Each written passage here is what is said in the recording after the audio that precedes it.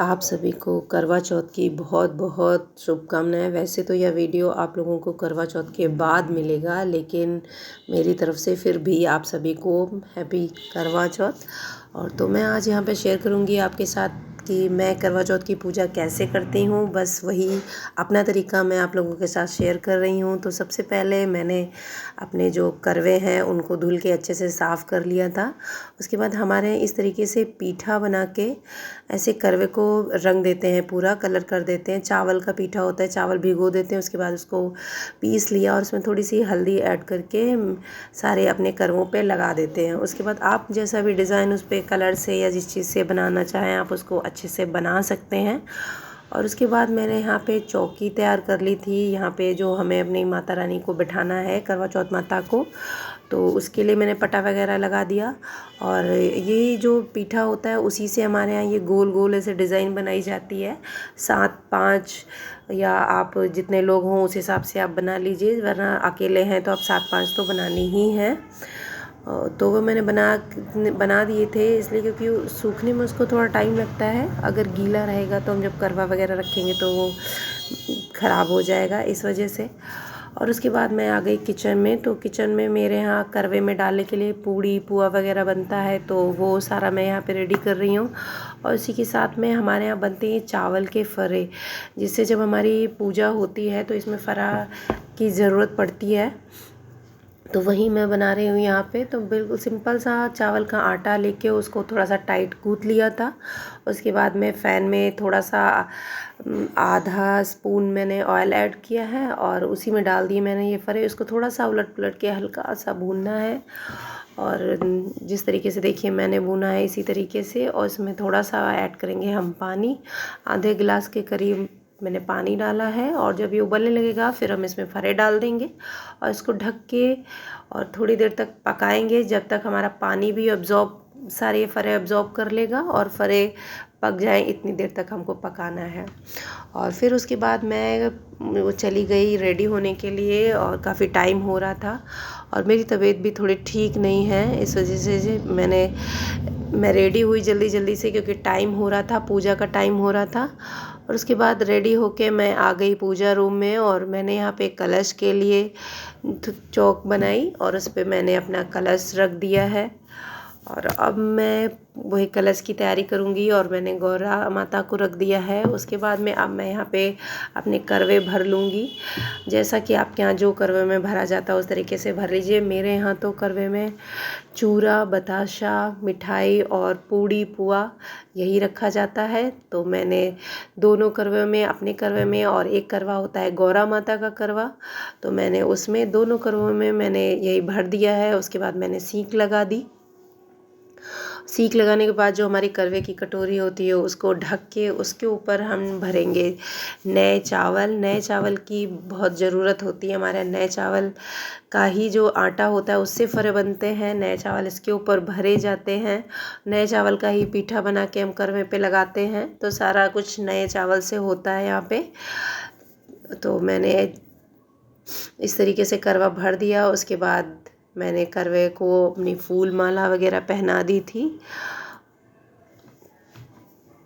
और यहाँ पे मेरी पूजा की तैयारी ऑलमोस्ट हो गई है। और उसके बाद मैंने पूजा की तैयारी करने के बाद मैंने लगाया आलता, क्योंकि बाकी सब रेडी हो गई थी, बस आलता नहीं लगाया था।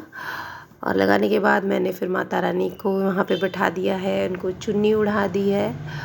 और सबसे पहले हम कलश की पूजा करेंगे और उसके बाद जल छिड़कने के बाद मैंने दीपक जला दिया था। अपने करवे के ऊपर के भी दीपक मैंने जला दिए। फिर जैसे हम पूजा करते हैं उसी तरीके से हमने पूजा कर ली। जैसे हम रोज़ पूजा करते हैं उसी तरीके से हमको यहाँ पे भी पूजा करनी है। फूल, अक्षत, जल, रोली, सिंदूर और भोग, जो कुछ भी हमें लगाना होता है हम उसी तरीके से, जैसे डेली यूज़ वाली पूजा होती है हमको वैसी ही अपनी पूजा यहाँ पे कर लेनी है। और इसके बाद हमको कथा पढ़नी होती है। अगर आपके पास बुक है तो आप बुक से पढ़ लीजिए। बुक में 4 कथाएं लिखी होती हैं, आप चारों पढ़ लीजिए। अगर आपके पास बुक नहीं है तो जो कैलेंडर होता है उसमें भी एक कथा नीचे दी हुई होती है, तो आप उसको पढ़ सकते हैं। मैंने तो इस बार कैलेंडर की जगह थोड़ी हैवी फ़ोटोज़ ले ली है, जिसमें पीछे दफ्ती वगैरह लगी हुई है और अच्छी सी बनी हुई है, जो इतनी जल्दी ख़राब नहीं होगी, आपकी सालों साल चलेगी आराम से। और जब हम कैलेंडर वगैरह लेते हैं तो उसे हमें हर साल चेंज करना पड़ता है और वो पूरा साल भर रुकते भी नहीं हैं। कुछ ना कुछ कहीं इधर उधर लगने से फट जाते हैं या बच्चे फाड़ दें या कुछ, तो हमें उनको साल भर रखना होता है। तो इसलिए मैंने इस तरीके की फ़ोटो ली है, क्योंकि पिछली बार मेरे पास कैलेंडर आया, तुरंत जैसे ही लगाया गया मेरी बिटिया रानी ने उसको तुरंत ही फाड़ दिया था। तो दूसरा कैलेंडर फिर तुरंत आया, बहुत मुश्किल से मिला, पूजा करने के टाइम ही मेरा कैलेंडर फाड़ दिया था, तो बड़ी मुश्किल से मिला था। तो इस वजह से मैंने इस तरीका के लिया है, जिससे ये इतनी जल्दी ख़राब नहीं होगा और सालों साल चलेगा। और इस तरीके से मेरी पूजा यहाँ पे कंप्लीट हो रही है और हमारी बिटिया रानी भी आके बैठ गई हैं, क्योंकि उनको भी पूजा में बहुत इंटरेस्ट है। वो भी, मम्मा मैं भी सीख लूँ ना, मुझे भी तो करनी है साथ में पूजा, मैं भी सीख लूँ। मैंने कहा हाँ आपको तो करनी ही है, जल्दी सीख लो। और साथ में ही बैठ गई हैं, जैसे जैसे मुझे कथा करनी है वो भी अपने हाथ में फूल लेके बैठ गई हैं। और बस अब मैं कर लूँगी यहाँ पे कथा और उसके बाद मैं करूँगी आरती और फिर चल के देखेंगे कि चंदा मामा का क्या हाल है, चंदा मामा कितनी देर में निकलेंगे।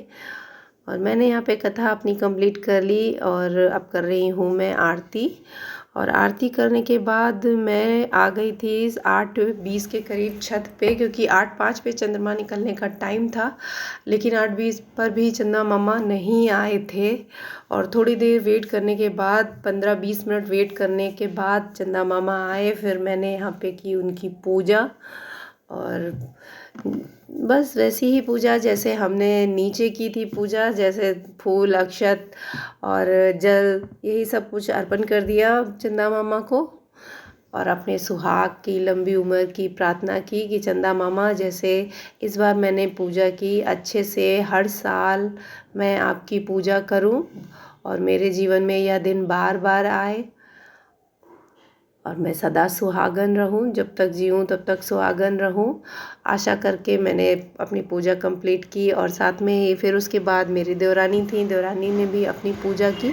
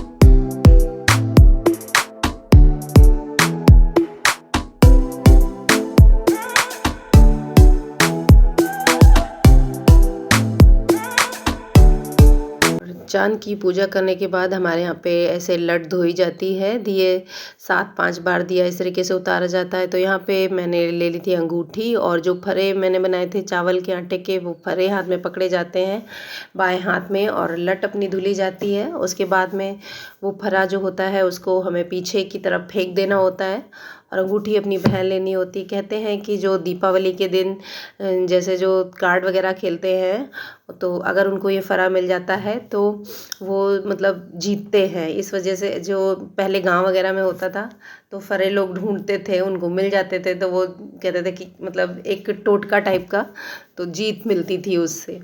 तो वही फरार होता है, वो मैंने फेंक दिया था। और उसके बाद मैं थोड़ा सा फ़ोटो शूट वगैरह किया और उसके बाद आ गई नीचे, अपने करवे से निकाल के सारा सामान माता रानी को चढ़ाया। उसके बाद इस तरीके से करवे बदले जाते हैं हमारे यहाँ, जैसे गौरा माता का और मेरा करवा था तो मैंने आपस में दोनों को बदल लिया 5-7 बार। उसके बाद सुहाग ले लिया और माता रानी से सुहाग ले लिया और अपने सुहाग की लंबी आयु की प्रार्थना की। और उसके बाद मैं पूजा संपन्न होने के बाद मैं आ गई अपने पतिदेव के पास।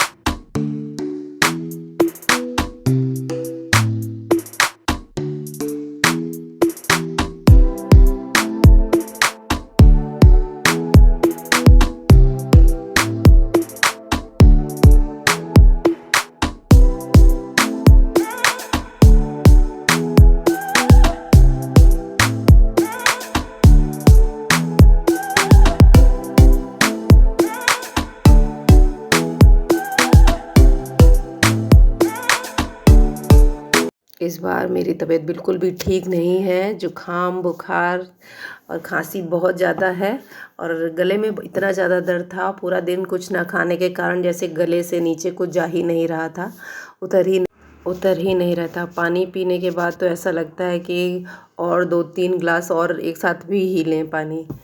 तो बस आज का वीडियो इतना ही। आशा करती हूँ कि आप लोगों को अच्छा लगा होगा। तो मिलते हैं किसी नेक्स्ट वीडियो में। Thank you for watching.